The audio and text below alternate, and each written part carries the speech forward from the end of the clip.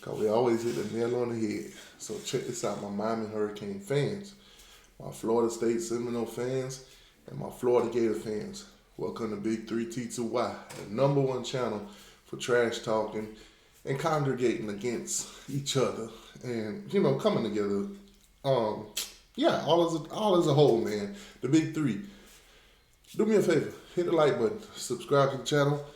Basically, all three teams had a scrimmage, and I'm here to give you guys the scoop on what happened. Basically, putting it all together in one place. That's tough. That's tough.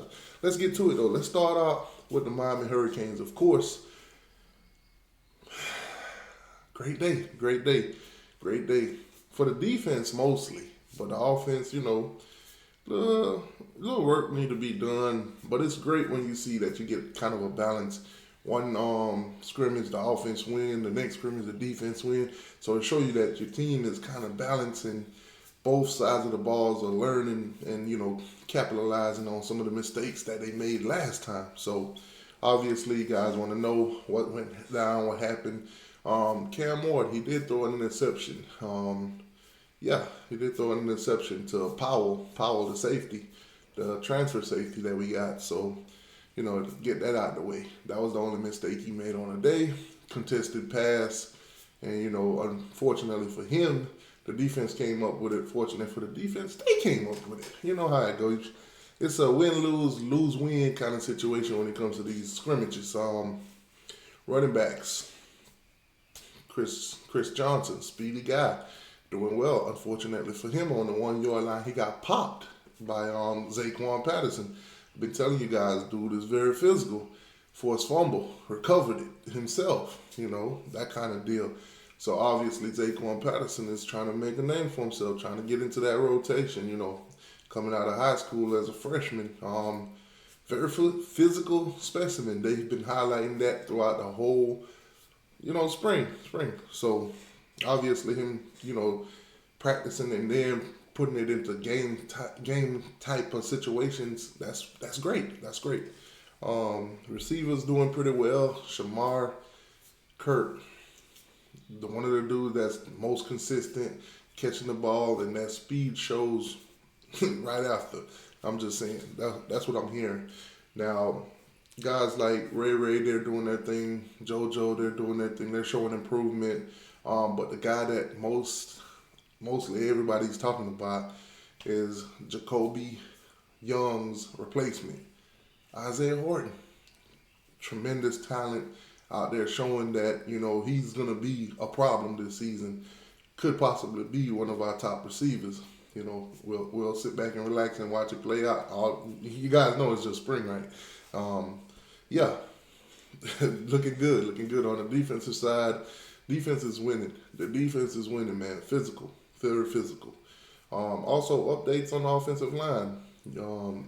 Played with the ones yesterday. Samson Okanole. I hope I said his last name right. But yeah, Pancake Honcho. That dude. He was playing with the ones yesterday. As you guys know, he got injured last year, and that kind of derailed the season a little bit. But it's good to see that the former 5-star is back out there on the offensive line and showing improvement. Man, doing pretty well. Let's highlight the linebacker, Wesley Bassett. Wesley Bassett out there showing physicality, showing that hey, he's gonna be the first, be on the first team basically.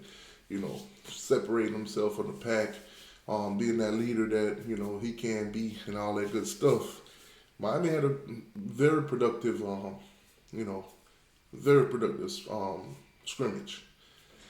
Not too much here and there, not too much, bragging and highlights and all that kind of stuff. It was very balanced, but the defense definitely came up with a win. All right, so let's shift a little bit. Let's talk about them Florida State Seminoles. Florida State Seminoles. Let's talk about them real quick. 1 second, guys. All right, so I got my notes popped up. So obviously, a lot going on. DJU quarterback. They said he had a solid day. Putting on a little show for them. They did throw an interception too, but according to them, it was not on DJ. It was on another quarterback, which they refused to put the name out. But if you know their system and you know who's playing, then you could probably, pin the tail on a donkey kind of deal and say maybe it's Brock Glenn or maybe it's the new kid that they got. What's his name? I think it's Luke or something like that. So I guess you could put it on one of them, but they're not being specific now. They also did highlight that Lawrence Toafili basically put on some healthy weight, still looking fast out there, was very productive and this, that, and the third, giving Florida State exactly what they need. Mike Norvell said that basically he thought that Toafili looks even better than he did before. So, take that for what you want. Cam Davis, of course, they said he had a good day, physical runs, good patience and all that. And he looked pretty quick as well. So, the guy, the running back that they've been talking about, he a grown man. The short dude that looked like the Hulk, that dude. Tight ends, Jackson West stood out, they said, in the receiving game. Also was told that he had, some diving catches and generated a lot of momentum as well. Splash play from other tight end, Brian Courtney. He also had like a huge contested catch over a defender down the field, that kind of deal.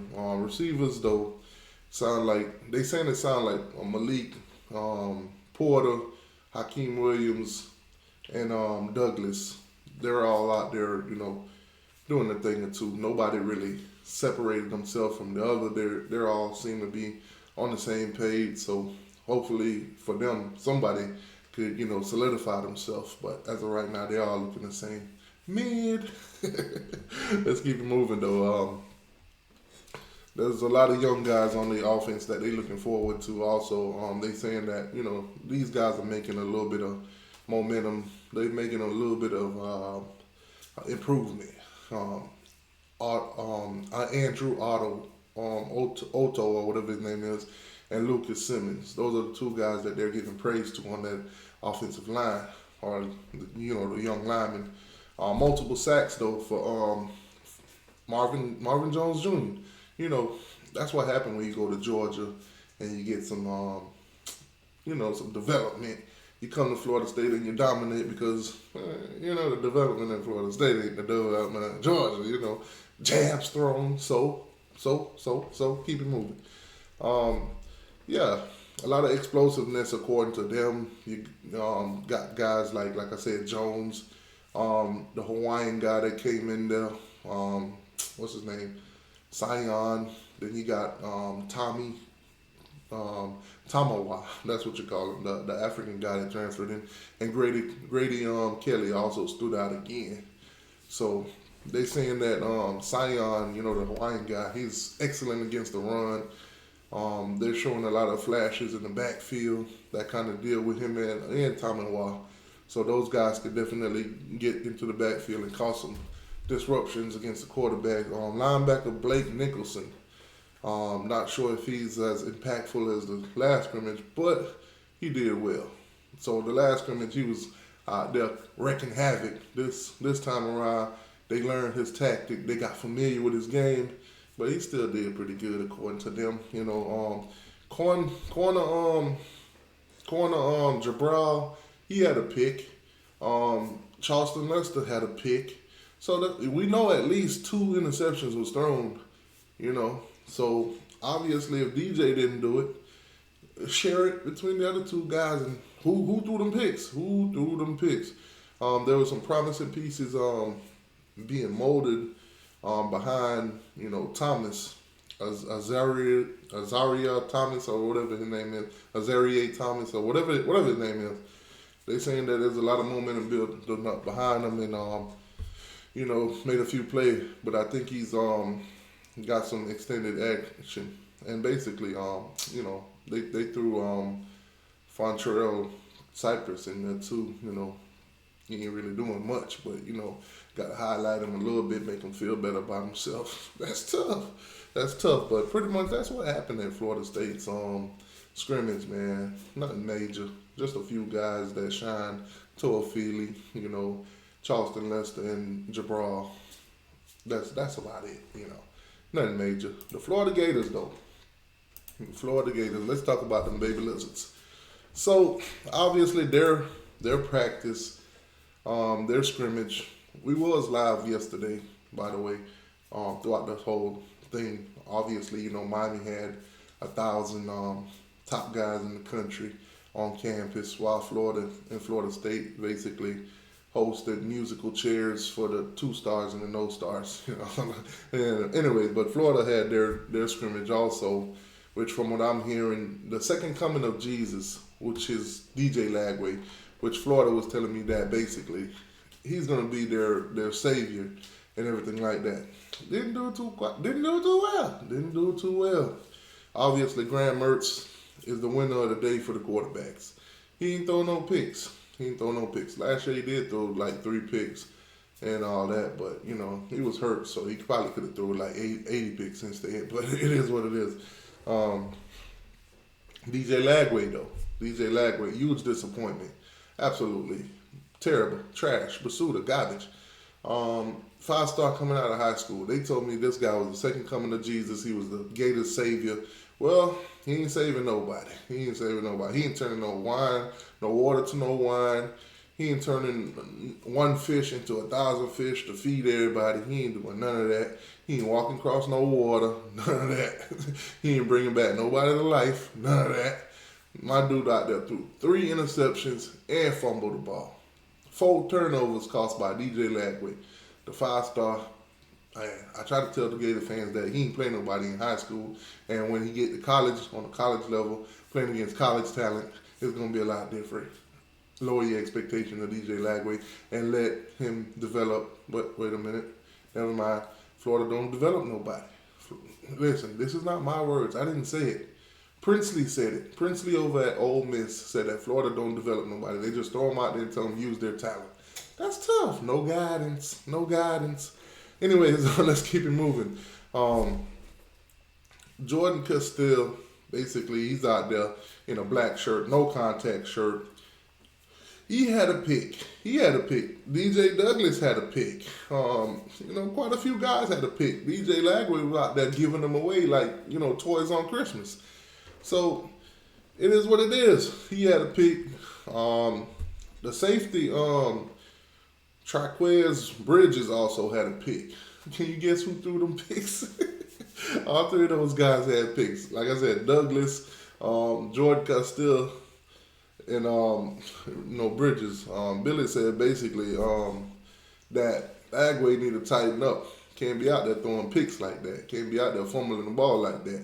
Can't those kind of things will get you whooped in the swamp. It is what it is, man. It's a lot of pythons out there in the swamp right now. Eating up them gators. You don't want to contribute. Anyway, let's keep it moving, man. Lagway. You know what? We don't down Lagway for so long. Let's give him a little bit of highlight. He did have a very good touchdown pass. So basically, man, after 4 picks and a turnover, he will at least give you a touchdown. Obviously, Trevor Etienne left Florida, so the balls is in Montrell Johnson's hands. And they're saying he did pretty well out there. Nothing significant, just the same old. They're also keeping an eye on Trey Webb and Daniels, and also Jacoby Jackson. I'm sorry. So they all performed very well. Nobody really stood out. Nothing was significant from it. So we were just gonna keep it moving on the running back group. So obviously the main takeaway from the Florida Gators, is that Eugene Wilson was very what's the word for it? He was very consistent. Ultra productive is the word that they used. But making plays and showing that, he's possibly wide receiver number 1 for them. Main target for, Graham Mertz, because it definitely ain't DJ Lagway. Definitely ain't him this season. The redshirt freshman edge defender, Cam James, was also responsible for a sack. So, defensive line was getting in there, causing a lot of disruptions and stuff like that. So, Obviously, we could tell, like, the quarterback's under a lot of pressure. Florida will have a good defensive line this season. I give them that much. The rest of the team will probably be mid to garbage. It is what it is. Tell it like it is. There was a guy out there. I'm trying to get his name for you guys. I can't quite remember off the top of my head. T.J. Searcy. He also had a sack. So a lot of people out there had sacks. Yeah, Cersei had a sack. What's the other guy that was injured? There's another guy that got injured at practice, unfortunately for the Gators. I can't quite remember the guy's name. I'm trying to get. I'll probably remember after I end this video. But it was a guy that got injured and basically, hurt his lower back. Oh man, what's the kid's name? I should have put it in my notes for you guys. Should have put it in my notes. But yeah, one of the Gators defenders or whatever hurt his lower back. Might be out for the whole season. They might miss this guy for the whole season. I'll put it in the comment section down below. So obviously, guys, get in the comment section. Tell me what you think. Is Miami the best team in the state right now? Is Miami the best team in the state right now? Florida State is also claiming that DJU is the best quarterback in the state of Florida. Do y'all believe it? Is it Graham Mertz? Is it Cam Ward? Or is it DJU? Oh, they're claiming DJU is the best quarterback in the state. Is Miami the best team in the state? I would say yeah. But, we're going to see. First game of the season, Miami versus Florida Gators. Way too early score prediction. For me, Miami 38, the Gators 17. That's my story, and I'm sticking with it. If you don't like it, deal with it. Oh!